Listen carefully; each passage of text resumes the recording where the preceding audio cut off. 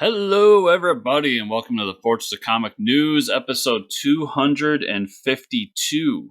I am one of your hosts, Chris, alongside my co-host and hetero life mate, Mike. Hey, I see what you did there. Yeah, Chris is making the Jay and Silent Bob joke because I got to check out the secret stash last week, and we'll talk about that in a second. We do have a guest today. Mr. David Whalen is returning to talk about where he's at with the Offspring ongoing he's doing. If you remember that from a handful of episodes ago. Look at us. I mean, we're still making content. It's Super Bowl Sunday.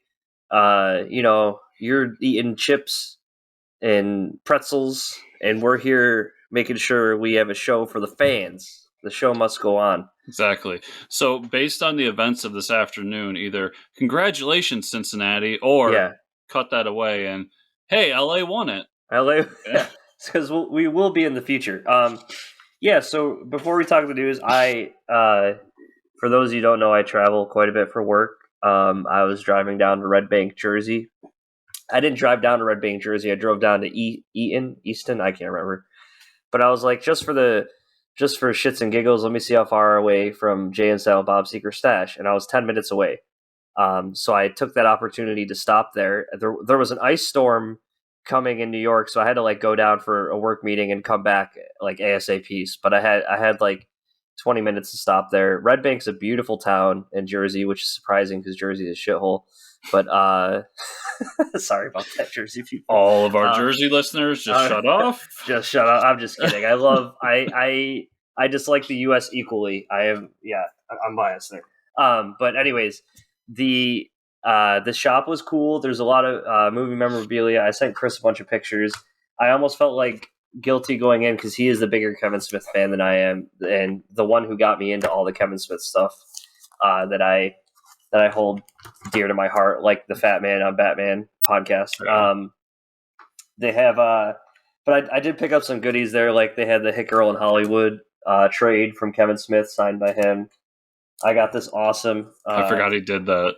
Yeah. Oh yeah. Because I was reading that Hit Girl run. Yeah. They had the special cover, with certificate of authenticity of Green Hornet run by Kevin Smith. This is Alex Ross cover. Pretty awesome. And then what else? Oh, and then I just picked up Monkey Prince, but that wasn't anything to do with this podcast. But it was funny because most of the stuff you can get there is on their website. Even the Kevin Smith autograph stuff, they have Mallrats magazines, everything. Mm-hmm. But they do have these cool paper bags with Jay and Kevin on them. Oh, that's awesome. Yeah. But the one thing they did have at the store they didn't have online, I didn't actually buy any, but cannabis seltzers. Oh, really? Yeah, and I think they were, I don't know if they were Jay and Silent Bob brand, but they also have all the weed stuff. So they have the grinders and the stash stuff and the bongs and all that. So it's pretty funny to see all that. Kev has his own weed brand. So yeah, and he sells his own weed, but I think you can only get it in California, which is a bummer. But I didn't know it was that open in Jersey already. Yeah. I don't know. I didn't ask any more about the seltzers, but it was cool just being there. There was a lot of back issues, but unfortunately Mike was reorganizing all of them. He wasn't there when I was at the shop, but he had all these long boxes pulled out and on top of the back issues, or else I would. It's probably for the best because I would have stayed there longer to look at back issues. But overall, cool experience just to go down there. So, quick on the Monkey Prince thing. Did you see the variant cover that's all red and gold? No, I didn't know. Dude, I want it so bad. It looks like an old Chinese novel, with just the Monkey Prince kind of inlaid in gold. So it has a red almost. I don't know what you call that. Lucky red envelope foil variant. Oh, yeah. That is awesome. I didn't even know they exist. I wish. Oh, and it comes in an envelope and everything.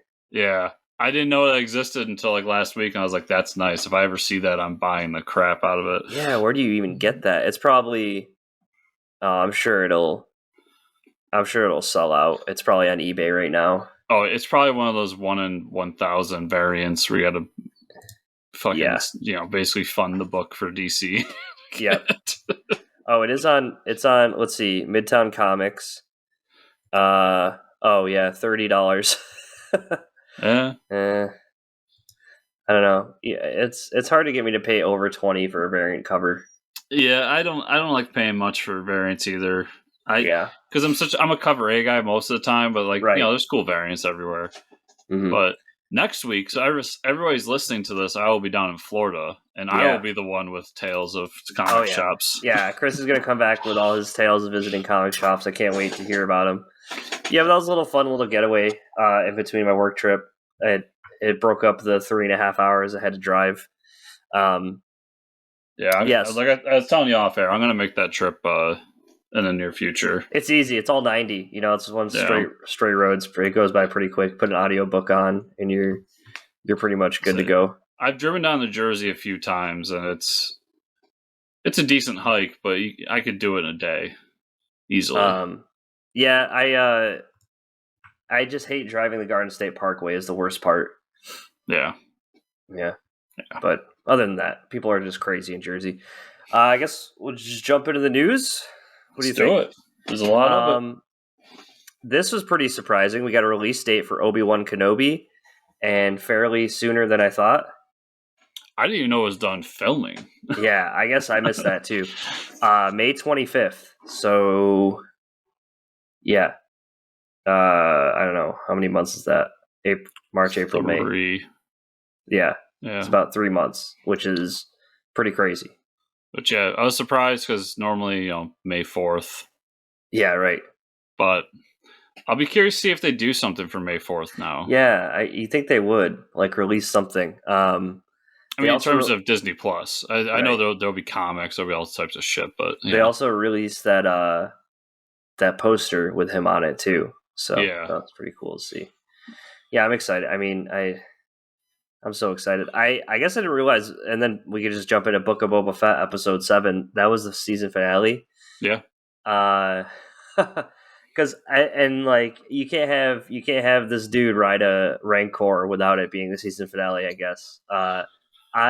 When he they get pinned down at the restaurant that gets blown up, and he's like, "I'll be back." I'm like, where could he be going to? And I was like, oh shit, the Rancor. Yeah. Honestly, I was just like, he's gonna go get Slave 1. It's still called Slave 1, everyone, I don't care. Yeah. He's gonna get Slave 1, just start shooting people down. I'm like, okay, that's what's gonna happen. Yeah. And then I heard the roar, I was like, I forgot about the Rancor. Yeah, I forgot he had one. Yeah. That was crazy. The new droids, those roly-poly droids, but the bigger ones. Yeah. That was straight from RoboCop. They were the Sentinels from RoboCop, and then at the end where they're rebuilding the Marshall guy, he pretty much is going to be RoboCop. So, overall the episode is fantastic. We do see that Grogu made the decision to be with the Mandalorian and not Luke. I gotta say, so all in all, I really love the series. We've talked about our nitpicks throughout it, but I really enjoyed it. And I'll say, I was wrong multiple times where I was just like, oh, that's going to be what season 3 of Mandalorian's about, is him going to find Grogu. And then it's like, no, let's do it in an episode. And I was like, okay. Yeah. Okay. So maybe season 3 is going to start with him and Grogu meeting up. No, we're going to do that in the season finale of Boba Fett. I'm like, what is this show then?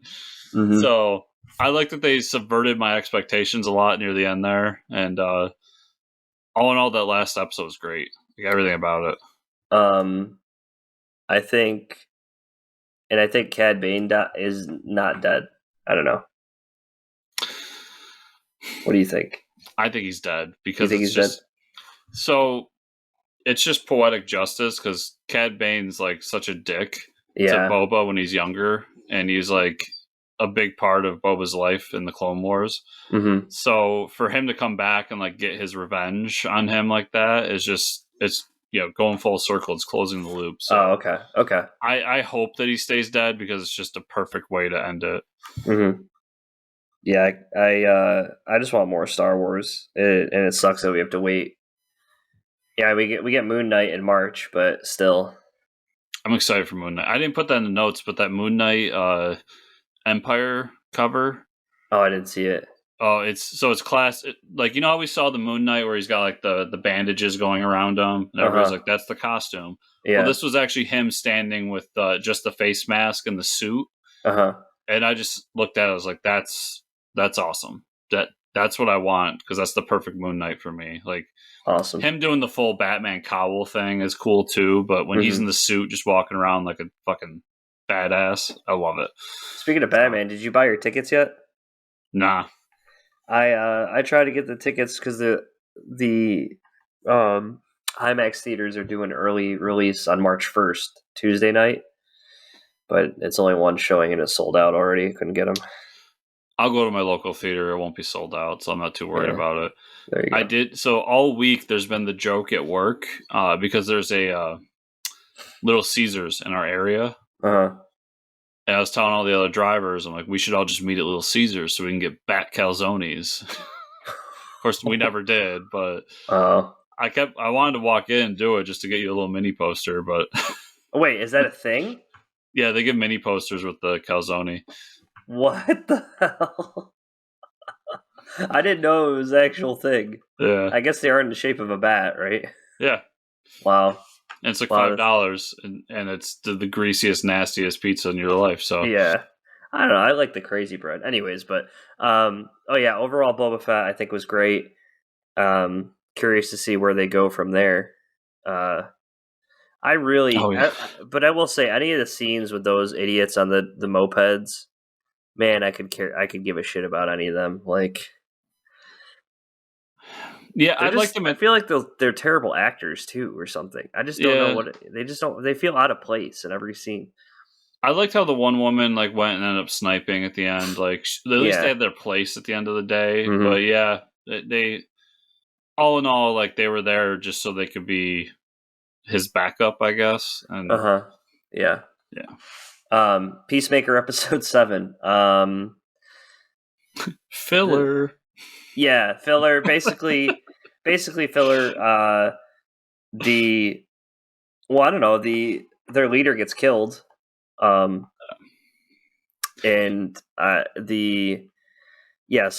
the aliens come and kill him. The butterflies come and kill that butterfly, and then we get to see the thing they call the cow that they get their nectar from. That was like the big reveal at the end. It was this just giant, disgusting alien thing. I think James Gunn is turning Suicide Squad into like his kaiju wet dream between Starro and this. Either way, I think like seeing it was like, oh shit, that's pretty big and disgusting. And I'm excited to see the last episode, especially. I really hope they didn't hype up this reveal with a DC hero, like a big name DC character, and it falls short of that. So I cannot wait. I liked the episode all in all. I thought most of it was filler, but they had two big moments in it, which was the death of their leader, and then Peacemaker finally just killing his dad. Yeah, that was just awesome. Calling it. Yeah. There was the good joke about them tying the helmet to the raccoon. Yeah, that was pretty funny. Yeah. I forgot about that, and hopefully he gets all the helmets back because they threw him in the woods. Yeah. What about what's the guy's name? The nerdy IT guy? I forget. He's had a moment like every episode, like he comes out with the Uzi and just wastes them all. That was so like you never expected to do that shit. And he like pops out from behind the car and kills like 8 of them. I was also really confused about a reaction to one of the lines.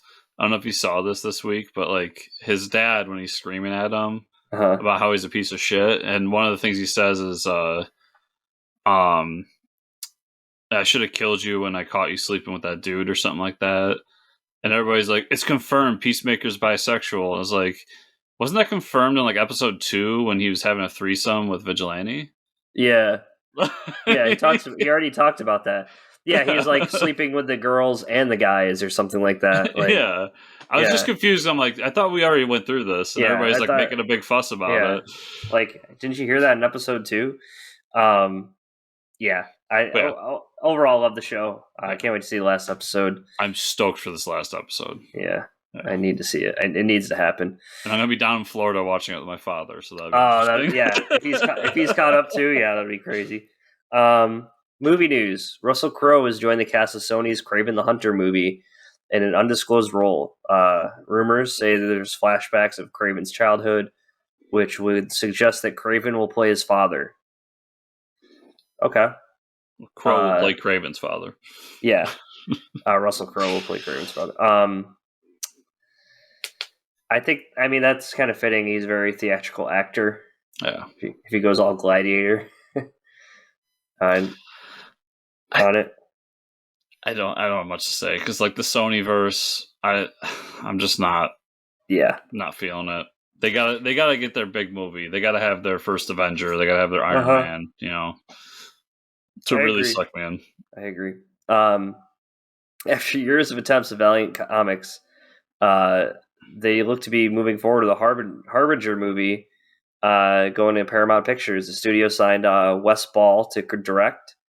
He is best known for the Maze Runner movies. So you got a dude that's done some big, epic action films. And he's done trilogies. So, yeah, I mean, I didn't watch the Bloodsport movie. I don't know if you did, or Bloodshot. No. I probably will eventually. Just haven't been that bored. But I guess that's cool. Yeah. We've gone into excruciating detail of my thoughts on Harbinger, but good for Valiant. I mean, hopefully Dinesh is behind this and making some money off of it too. So yeah, either way, someone's happy. Yeah. DC, it was interesting this week that we just like casually dropped the Justice Society on us, but especially when there's no book including those heroes right now. So people are like, who are they? DC gave us a trailer for the upcoming movie slate for 2022. Had some nice little new footage in them. First, we get an official look at Aquaman, not only in the stealth suit, but he's in the classic orange and green. Don't worry, Chris. Just like the first movie. Oh, I'm worried. Yeah. The bigger story is we get a first look at the Black Adam cast, which is Hawkman, the Atom, and Dr. Fate. And man, I don't know who did the costume designs for these movies, but they are all so fucking awesome. Perfect. They're all perfect. They're perfect. Yeah. So if anybody has a complaint about any of these costumes, I'm just going to tell them to shut up because you could not ask for a more comic accurate costume set out of the. We get both ends of the spectrum. We get stealth Aquaman, and then we get like copy paste comic book suits for the Justice Society. So yeah, dude, they were so awesome when Hawkman first showed up and his like, wings spread out. I was like, "Oh, this is amazing!" Yeah, and then like the next scene, I believe, is Atom Smasher or Dr. Fate. Dr. Fate. Yeah. The next scene is I call him the Atom. The Atom Smasher. I think it's Atom Smasher. Whatever. We'll find out. Yeah. Giant dude with an atom on his chest, like punching down at the city. As like this. What is happening? Yeah. And then Dr. Fate again, and it's Pierce Brosnan with the helmet, like holding the helmet. Yeah. It's like I can't wait for this movie. Yeah. I know I shouldn't get excited about it because this is what happens with me, but I am excited. This might be like the biggest rock film of all time. Yeah. It might be. As far as the Aquaman thing, like I still don't like the stealth suit, and I have no hope for this movie to be good. Yeah. We'll see. They're bringing back Amber Heard, right? I think so. Yeah. Anyways, let's bring back David Whalen and jump to this interview with him and see what he's got going on. And we're back. So check his stuff out. Correct Hand Comics. Correct Handed Comics? Correct Handed, I believe, yes. Yeah, the correct hand, the left hand. Yes. So yeah, check him out. Cool dude, doing awesome stuff. And I think we'll just get into the comic book news, Chris. Let's do it. As previously teased, Marvel is in fact doing a new slate of 2099 comics for the 30th anniversary. Shocking. Similar to the last time Marvel visited the alternate timeline, it'll be a slate of one-shots that tie together with an Alpha Omega issue bookend style series that will be written by Steve Orlando with a new slew of artists, including Paul Fry, David Watcher, Marco Castiello, Zé Carlos, Alessandro Mercola, and Kim Jacinto. Yeah, so if you like 2099, here you go. Yeah, they showed Loki. He looks like Loki. Wow. And there's a new Winter Soldier in the future. Okay. And it's a woman with purple hair. Nice. All right. Interesting. Not a big 2099 fan, just to be honest with everybody. And not really a big Steve Orlando fan. So probably going to skip this one. Interesting they picked Orlando to like head it all up, you know? Well, when they brought Orlando back prior to COVID was when they were supposed to do Darkhold originally. And listen, Steve Orlando's more talented than I will ever be, but his work just doesn't connect with me. And he has a huge fan base. So him coming back was a big deal and doing this stuff. So I get it. It's just, you know, not me. There's people that don't like Grant Morrison. Grant Morrison's amazing. So Yep. I get it. Yeah. Marvel has announced a new Thunderbolts team and comic series coming from writer Jim Zub, artist Sean Izaakse. The series will spin out of the events of Devil's Reign and has a new twist in the series. First, it'll be a team of heroes instead of villains to try to redeem the team's image and past. Also, the team will consist of Hawkeye, Miss America, Power Man, Persuasion, and Spectrum. I only know one of these heroes. You'll know Miss America soon. Oh, okay. She's going to be in Doctor Strange too. Oh, that's right. Okay, I do know her then. I hate this. Yeah, it's just let them be like Avengers 2 or something. Like come up with something different. This is to put it in your language, Mike. It would be like if they said like Batman's going to lead the new Suicide Squad team. Yeah. With Robin and Aqualad, and it's like that's not Suicide Squad. Yeah, this isn't Thunderbolts. Jim, I love you. You're a good writer. I love you, but I will not support this. I hate this so much. Yeah, I don't know why they did it. Like, why do you need to? If you really need to, like, make the name of the team better, just choose a different name and get rid of the Thunderbolts. I understand the story element to it because we'll talk about Devil's Reign a little bit more at the end, but Thunderbolts have been kind of co-opted as Fist's team to clean the city. So I could see why like somebody would be like, we're going to make a new Thunderbolts and they're going to do what the old didn't, you know. It doesn't mean I have to like it. Yeah, true. I guess we'll see. Marvel's making a change to one of my favorite heroes, Shang-Chi, starting with issue 12. Changes basically make him the same as the MCU version, giving him 10 rings of power that he uses just like Shang-Chi in the Legend of the Ten Rings. Do I care? Not really. I think that's fine. I think it's interesting they're starting with issue 12. So I don't know what they're going to do. Are they just going to like put the rings in the issue and be like, they're here? Or I'm sure they'll have something happen in the plot where he gets them. And it'll probably be the beginning of like a 4-issue arc where you slowly, but you'll see off the bat like this is the new 10 rings, and then slowly move into that. But yeah, which is fine. He needs something to save his mother with, so maybe that's what they're going towards. Is like he gets the rings, or he has to go to the other world, so that maybe that's where he gets them. I feel like too, this is a no offense to all the Shang-Chi fans, this is a character that not a lot of people care about. And now that there's a movie, a lot more are starting to care about him. So, like, why not ride that wave? Yeah, for sure. Like, it would be different if they were like, I don't know, Spider-Man, and now he's something else. You know, like that would be different because Spider-Man's like an icon. Yeah, but it looks like the Death of the Justice League is just the start of DC's new shakeup. Great. But it does give some clarification to killing them. DC will be publishing its next big event this summer called Dark Crisis. Nice. With the lead up to the series, appropriately, Justice League, The Road to Dark Crisis. Readers will get their first look at the event on Free Comic Book Day, and then DC releases Dark Crisis #0, and then after The Road to the series. The road to the series, much like 52 in the Countdown to Infinite Crisis, will have many creators working on them, like Jeremy Adams, Brandon Thomas, Chuck Brown, Stephanie Phillips, shout out Stephanie, and the superstar known as Philip Kennedy Johnson.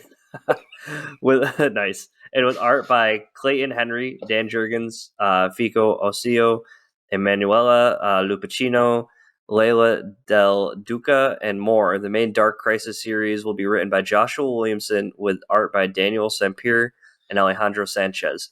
Okay, this makes a little more sense. Dark Crisis sounds pretty awesome, not gonna lie. I'm a little more intrigued and excited for this.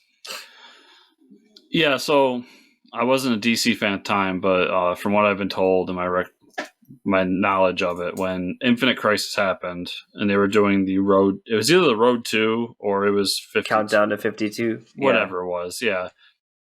But they basically got rid of the Trinity and said no more Trinity, and then everybody else got their story. So now I kind of see what they're doing, like get rid of the Justice League and let the other heroes work up to this Dark Crisis, and then I'm sure the end of Dark Crisis will be, hey, the Justice League is back, everybody. Right, yeah, yeah, I'm sure. But I'm excited for this, especially since amazing writing team on it. Just having, I've been really loving Brandon Thomas's work with Aquaman, Stephanie Phillips, obviously, and then, as we said, Philip Kennedy Johnson. So, yep, it's going to be good. I'll be in. It'll be fun. Yeah. We'll both be reading a event book together again. And I'll probably check out most of the issues, I think. Countdown to 52 was actually so good. An issue like every week. It was so good. Yeah. I have that trade. Boom Studios has announced that writer Dr. Stephanie Phillips and artist Flaviano's new creator-owned series Grimm is coming this May. The series is about a woman after her death being recruited by the Reapers to become one of them, and then has led to investigations that ask the questions, what happened to the real Grim Reaper? You had me at Stephanie Phillips. This sounds awesome. It's not your typical superhero book, and we know Stephanie does awesome with create her own stuff. She tells really good stories. Adding Doctor in there is a joke for me and Stephanie Phillips and nobody else. Yep. That's fine. We had a conversation about this the other day. But what's interesting to me is this is the first time, correct me if I'm wrong, that it isn't a historically based story that she's doing outside of her DC stuff, obviously. Yeah, right. But all of her indie stuff is historically based. Even the ye old, whatever it's called, is like a pirate book that she did a lot of research for. Right. And this is kind of a fantasy book. So I am even more interested in this because I'm sure there's tales of the Grim Reaper maybe that she's I'm sure she's pulling stuff like from folklore and everything, but this is really like, this isn't based in an historical event. Yeah. This isn't something that was like probably part of her doctorate. Right. Exactly. So I have a little bit more interest in it than normal just because I'm like, you're stepping out of your comfort zone, Stephanie, and I love it. I love it when people step out of their comfort zone. Yep.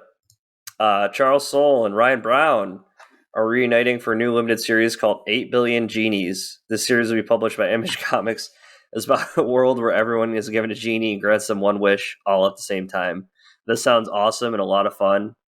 And we know this team up from God Hates Astronauts, so I will be picking this book up. We know this team up from Curse Words. Curse Words and God Hates Astronauts. Charles Soule has nothing to do with God Hates Astronauts. Oh, I'm sorry, Ryan Brown. Yeah, yeah Ryan Brown is, yes. I love Curse Words. I don't know about you. I don't know if you ever read it. Yeah, I do have it. Yeah, I read through it. Yep. Okay. So I'm really excited for this. And just the fact that Charles, his little like write-up for it was like, everybody gets their wish, and then hell breaks loose, but in a fun way.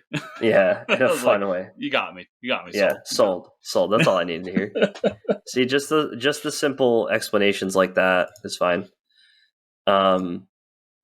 Yeah. And finally, some more sad news this week, unfortunately.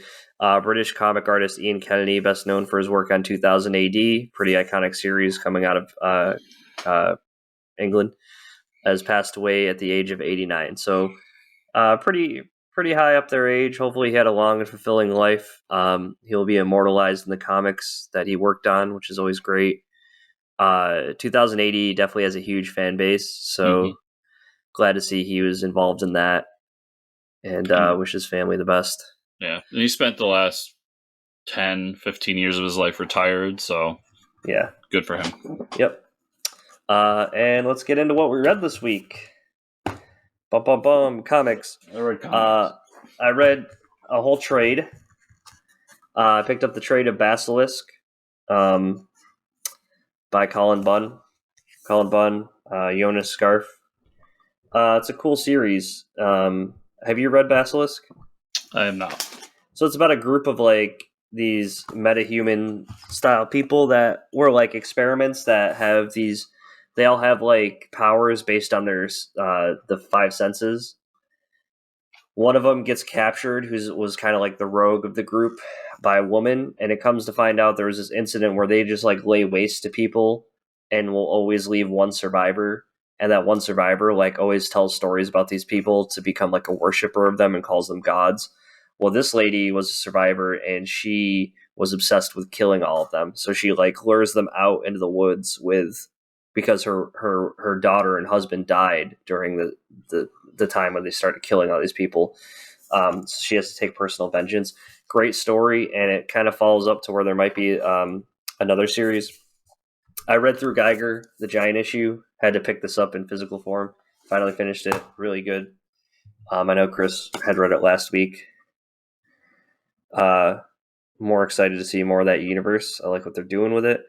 Radiant Black, number 12. I did not get to this issue this week. That's the one book I did not get to read.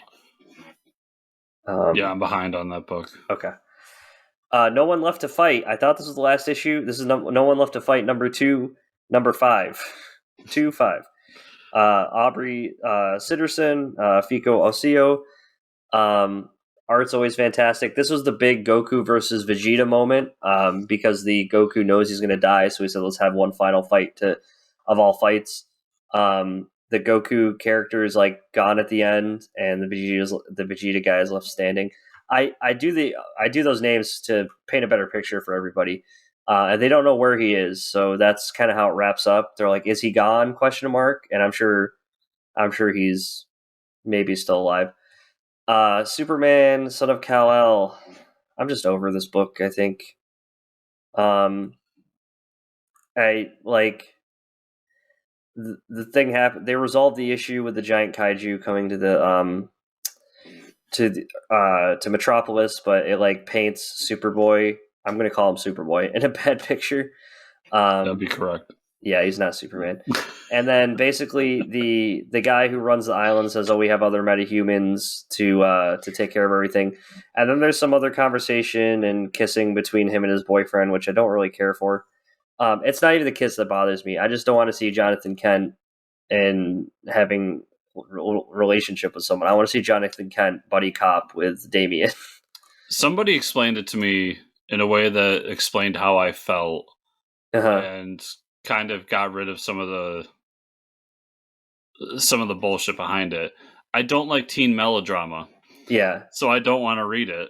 Right. It doesn't matter who's doing it or what their orientation is. I just don't like teen melodrama. Yeah, and it's weird. And now that he's like working for the truth or something, like, I don't know. I really just don't care about this new character. It just makes me upset they bring in like this new character and John immediately wants to have a relationship. Like the only like foundation to this character, like you just brought in another reporter basically, and he's just there to be a relationship with Superboy, which is like, I mean, they do that with female characters all the time, right? Your only reason to be here is to be the girlfriend or wife of this main character. So it's on the other side of the coin now, and that's all I really see about this character. He really does nothing for me. What makes Lois Lane so interesting, not only that she's like a very interesting character to begin with, right? Yeah, but there's years and decades of stories of Lois, right, before Superman ever makes a move, right. That's it. That's all I had. That's it. Suicide Squad Blaze. This is a really cool, interesting story. A couple newcomers come to the Suicide Squad that Amanda Waller gives them this power that they only get like 3 months to live after using it, but there's something going around the world eating people, like, and it's so fast that they can't catch it, and like Superman can't even catch it. It's just like it's got claws and fangs, and it's like going around the world killing people. So she superpowers all the people, these basically these inmates that are just never going anywhere. but they're fighting alongside like the movie style Suicide Squad. It's an interesting story. I'm curious to see where it goes. Oh man, Justice League Annual. I don't think I even finished this. I kind of just skipped to the end because it's way too much Bendis shit going on. So many word bubbles, and they're so frustrating to read. But then the end, we see, oh, Legion Flight Ring, and they're like, okay, now we're going to continue in the pages of Justice League versus Legion of Superheroes. So it's like, you mean that book that's already came out? This is bridging the gap. I just want Bendis off the Justice League, please. Fantastic Four Life Story number 6. This is the end. Very great story. Mark Russell fucking killed it on this book. That's all I'll say. Monkey Prince, like Chris said, really fun book. Interesting character, I think. His head falls off at the end. I don't know if you told me that. I wasn't expecting that. I don't want to spoil that one for you. Yeah, that was pretty awesome. I was not expecting that. Did I talk about Suicide Squad last week? I don't think I did. It's Amanda Waller is finally like Rick Flag and them are finally like they have the drop on her because she knows she's sending the Suicide Squad out, so they're like, oh, we're gonna kill her. So it's like a team of like Peacemaker, Mirror Master, Bloodsport, and they show up, and Amanda Waller is not actually there, and the compound, the island that she's on, is actually made out of Clayface. So she traps them in Clayface. It is fucking awesome. It's amazing. And then she brings her Suicide Squad back, and she says, "Okay, we're heading to Earth 3." So, the next series, this continues into the series, the War for Earth 3. So, yeah. Fuck yeah, where I will pick up. Yeah, which is fine. You don't need any of the other stuff, but it's still a great book either way. I read Batman.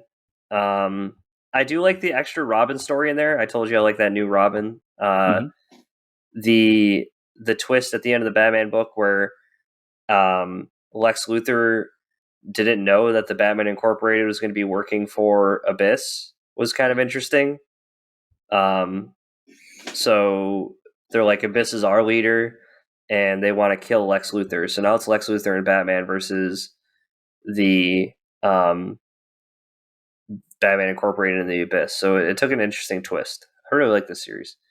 I read the crossover issue with Donny Cates that you talked about. Really good. One Star Squadron was really good.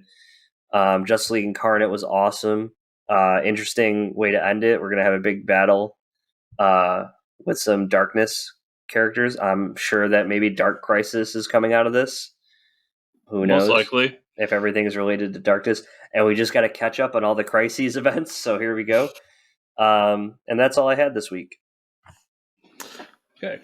I didn't have much this week because, so trying to get ready for the trip and then thinking I have COVID for a day. Oh, that's rough. And then losing another day because I had a migraine.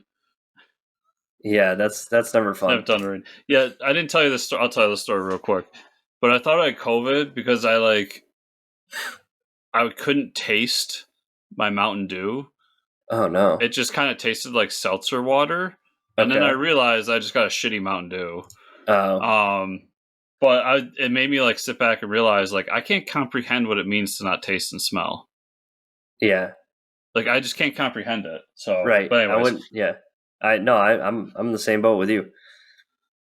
So I caught up on Black Manta because Black Manta 6 came out this week. Okay. That wraps up that series. Really interesting series. There's one thing I was kind of confused about because I don't think it worked the way the writer intended, but basically there's a tribe of Atlanteans that before Atlantis fell decided, fuck it, we're leaving. Okay. And it was all the black people in Atlantis. And they went to Africa. Okay. I was really confused on that.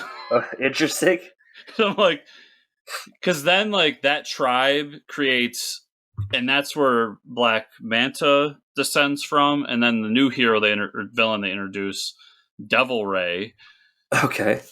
Ascend from them, and then there's another one that's kind of like a pseudo bad guy. So I'm so all the black people leave Atlantis and then they become supervillains. I'm really confused on what that says about things. Yeah. But all right. But that aside, in the end, Devil Ray tries to take over Atlantis with this like new trident, and Devil Ray, and then Black Manta stops him and destroys the trident. Okay. But his partner ends up taking it with him to that tribe in Africa, and they're going to do something with it. And then all it says is like, this will be continued in Aquaman #1. I was like, okay, this is a cool, interesting story. It was, they introduced a new character. But if you're not an Aquaman fan, I don't know if anyone would want to read it. Just to be honest. Yeah, you got to like a lot of Aquaman. Yeah. King of Spies #3. Okay.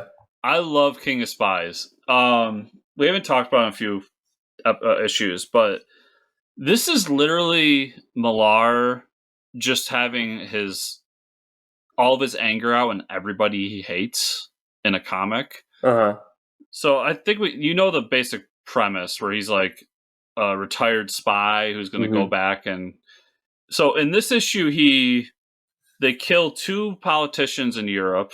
Okay. They take the Pope. So in this, I don't know the actual Catholic Church and how they do things, but in this world, the Pope is the guy who like hid all the priests who are doing things to children, and he becomes not Pope, but the guy underneath the Pope. So our hero finds him, takes him out into the woods to give him to a bunch of parents whose kids were like touched. Oh no. I'm just putting this lightly. Yeah. And they rip him in half and crucify him. All right. What the hell? It goes on like that. Like, it's just literally like, I think Millar's just got a lot of anger he's getting out on him. And to be fair, it's the same anger I have at these people, so it's really good. Yeah. Good. The actual story, though, the spy's kid is now a spy, and you get kind of flashbacks to learn that he wasn't a very good father. He was always out doing missions. He's James Bond. He was always out doing missions, screwing whatever girl was in the area. And like, there's this one heartbreaking scene where he's out and he's in bed with like 3 women, and he's calling his kid on Christmas, and he's like, "Just open your presents. I'll be home soon. Yeah. I'm just still on a mission." And his kid waits like days to open up the presents because he doesn't want to open them until Dad comes home. Fucking broke my heart. That's rough. Yeah. But that gives you the idea of why he hates his dad. Yep. And he's recruited by the British intelligence agency to kill his father. Oh. Yeah. Interesting. Awesome. I love this book. It's so good. It sounds really good. I'm going to have to catch up on it. It's one of the ones I want to watch or read. When you read it, you're going to be like, holy shit. Like, Millar is very pissed off at people. It sounds crazy. Devil's Reign #4. In this issue, basically, the basic thing is the heroes are going to break out of prison. So the Fantastic Four are in there with Moon Knight and Spider-Man and somebody else, and they break out. Meanwhile, Wilson Fisk is trying to get the Kilgrave's kids to help him out with his mission to kind of brainwash all of New York to vote for him. The C story is that the champions are out fighting Rhino, and Rhino's part of the Thunderbolts. Well, Rhino's kind of decided that he's not in with what's happening, so he helps out the champions to escape these drones that are running around the city. Okay. And then gives him information to help out the Avengers. Then there's a scene at the end where Wilson uses his power accidentally on his wife because she can't remember certain things about the relationship, and he says, I wish you could remember. And then she's like, I remember now. Oh, okay. And so he's like, okay, maybe I can use this power on myself to remember who Daredevil is, and it ends with him and remembering that Daredevil is Matt Murdock. So bad things are going to happen soon. Oh boy. And then Moon Knight #8. This is a Devil's Reign tie-in because Moon Knight's in prison. So it follows the other guy who's also a fist of Khonshu as he tries to help Moon Knight in his town while he's away. Okay. And he runs into this villain who is also kind of a god. And they explain that the god's powers come from storytelling and people's belief in stories. Right. So the only reason Khonshu is so powerful is because so many people praise him and worship him. And then they try to take down this other god that I'm not familiar with, so I don't know if it's something new or not. And the basic moral of the story, they win. But at the end, he's giving a speech to one of Moon Knight's buddies and says, like, she's not really dead because as long as one person believes, she can live on. And it ends with somebody going up to like a memorial of her and being like, I believe. I believe. It was a cool one-issue story. And that was another book I caught up on this week because new issue came out. Cool. Moon Knight's really good. Everybody should check it out. That's everything I had, though, Mike. So awesome. Where can people find you on the internet? You can find me at Fortress Ricker on Twitter. Where can they find you and or the show? You can find you can find me at Fortress Chris on Twitter, and you can find the show at FortressComics_ on Twitter, also at FortressComicNews.com. Remember, everybody, if you are listening to the podcast version of the show, to give us a 5-star review on whatever podcast you use. And if you're watching this, to like, subscribe, share, and comment down below. It's much appreciated. And if you want to go the extra mile, not only do I have the affiliate links in the show notes that you can use to buy cool stuff, but also patreon.com/FortressComics. So I want to thank everybody so much for listening and watching this week, and we will see you all here next week. Bye-bye.